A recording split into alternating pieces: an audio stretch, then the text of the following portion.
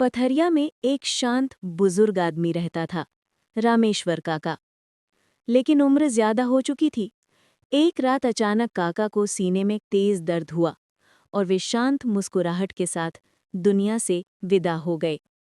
गांव में शोक की लहर फैल गई।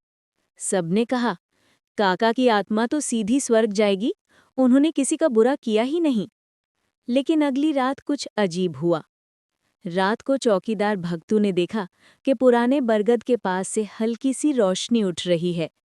पहले तो उसने सोचा शायद जुगनू होंगे, पर जब वो पास गया तो उसे लगा जैसे कोई परिचित आकृति खड़ी हो, हल्की हल्की चमकती हुई, किसी को देखती हुई। भगतू डर गया, घर भागा और बोला, मैंने काका की परछाई देखी है, शायद उनकी आत्मा गई नहीं है। गांव वाले पहले हंसे, पर अगले 2-3 दिनों में और लोगों ने भी बताया कि उन्होंने बरगद के पास एक हल्की रोशनी या धीमी सी आवाज महसूस की है, जैसे कोई पुकार रहा हो, पर बहुत प्यार से। लोगों को समझ नहीं आया कि काका की आत्मा क्यों रुकी है।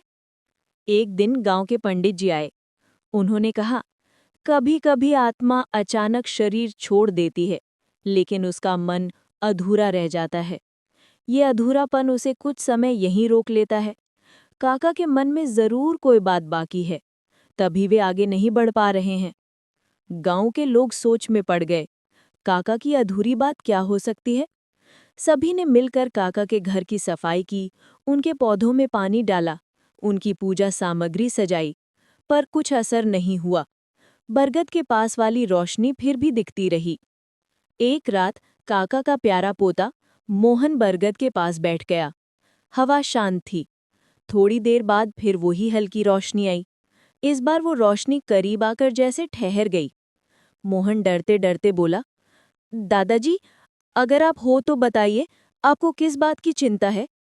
कुछ पल के लिए वातावरण बहुत गंभीर हो गया। फिर मोहन को अपने भीतर एक नर्म सी आवाज सुनाई दी, जैसे कोई उसे याद दिला रहा हो, समझा रहा हो।